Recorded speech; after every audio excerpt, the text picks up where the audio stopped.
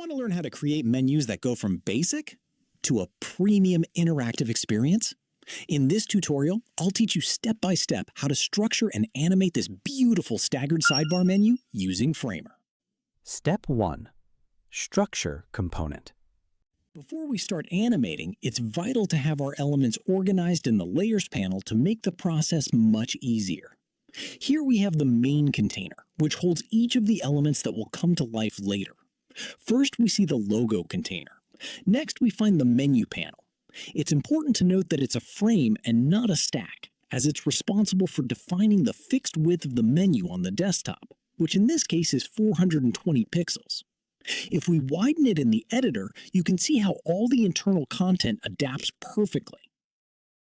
Within the menu panel, we have the content container. Inside this container resides the button menu, a component with two variations for the open and close menu buttons. Just below it are the nav links, which contain the page's links. You'll notice they're aligned at the top because we set the stack layout to start. A very important technical detail. Each of these individual links is enclosed within its own stacked container, and this container has the overflow :clip property enabled.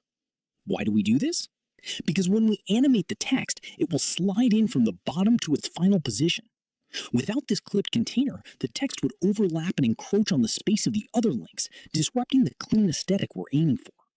With overflow :clip, we achieve a flawless reveal effect. You'll see exactly how it works later. At the bottom, we have the social links for social media networks, and of course, the background layers, the two transition layers, and the menu panel BG. This last one is the final background that will appear in stages. First the accent layer, then the dark layer, and finally the main background. This delay is what gives us that smooth, high-quality animation. As the final element at the root, we have the scrim/overlay. I added it with a very simple interaction.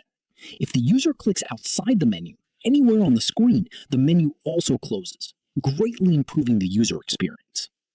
Remember that you have the remix link/remix link in the video description so you can duplicate this project, open it in your editor, and calmly analyze the layer structure.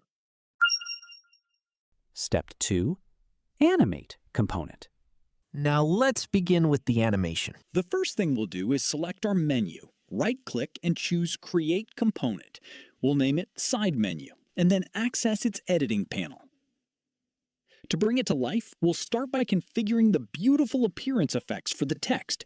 Select the first link within Nav Links, and in the right panel, add an Appear effect. Assign it a rotation of 10 degrees and a Y offset of 70. In the transition, completely remove the damping and use a time of 0.8 seconds with an initial delay of 0.6 seconds. If you preview, you'll see this incredibly smooth glide.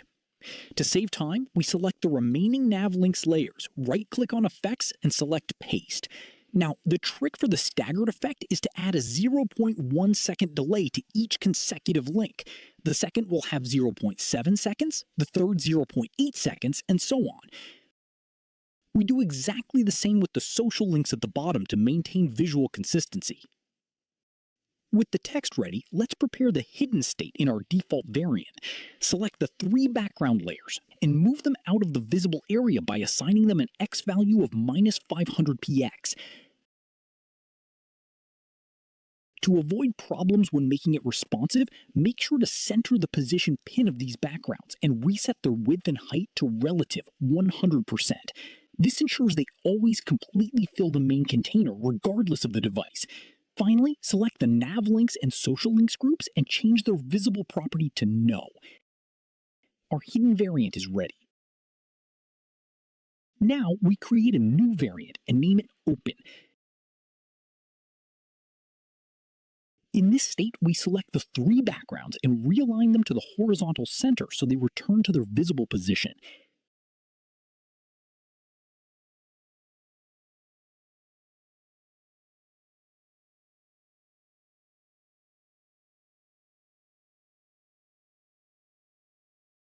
We select the nav links and social links containers and return their visibility to yes. We also change the top button component to its close variant. To make the colors flow smoothly one after the other, we'll use two essential properties, z-index and transitions. In the Styles panel, you'll see that I've already set the overlap levels. The main background has a z-index of 3, the second transition layer has 2, and the first has 1. Now, we assign a very smooth custom transition curve, ease, to each background and configure the delays. The first layer enters immediately, the second with a 0.1 second delay, and the main background with a 0.2 second delay. The last step is to connect everything. We select the menu button in its closed state, add a tap interaction, and link it to the open variant. We do the same in reverse with the close button to return it to its default state. Now that the animation works perfectly, let's see how to make this design 100% responsive. Step 3. Responsive design. To make our menu fully responsive, we return to the component's root. We select the default variant, add a new variant, and name it Mobile. For ease of use, we'll change its width to 390 pixels, which is the standard for current mobile devices. You'll notice that when you reduce the size, some elements become misaligned, but we'll fix that right away. Select the menu panel container and change its positioning type to absolute. Then enable the top, left, and right pinning. This ensures that the menu stays aligned with the top edge and consistently fills the full width of mobile screens. From this closed mobile state, we created a new variant and named it Mobile Open.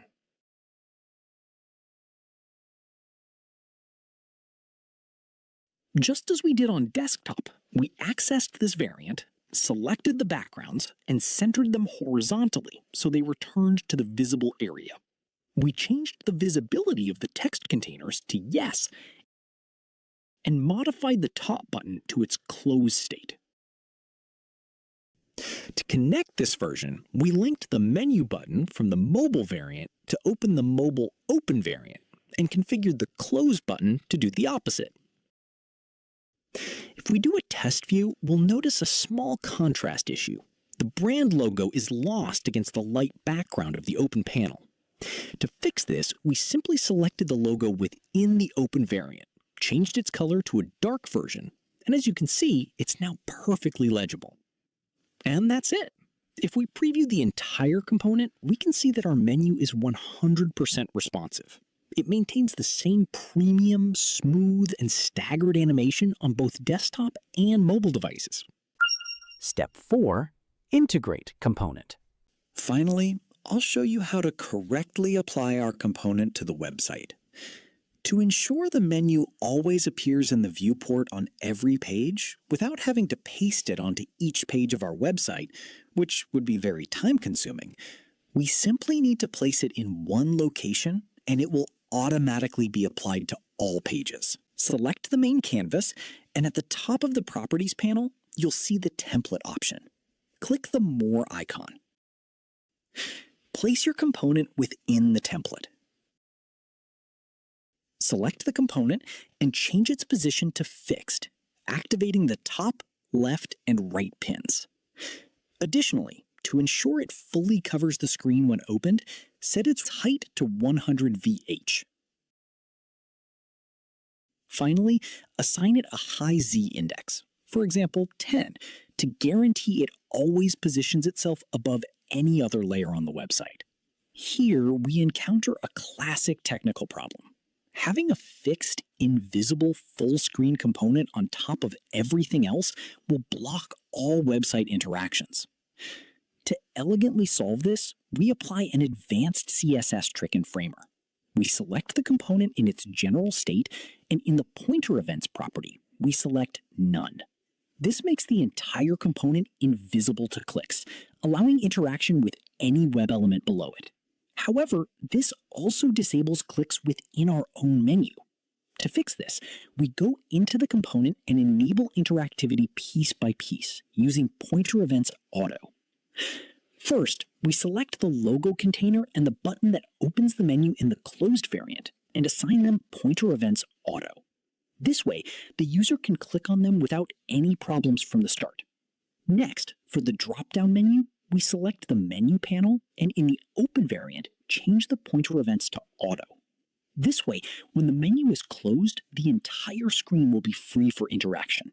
But as soon as it's opened, the panel will regain its ability to receive clicks. We will add the option to automatically close the menu when you click outside of it. We'll use the scrim or overlay. In the closed version, we'll keep its pointer events set to none. But in the open version, we'll increase its opacity to 75% to darken the website background and change its pointer events to auto. By linking this overlay to a tap interaction in the closed version, we ensure that if the user clicks outside the panel, in any dark area, the menu closes seamlessly.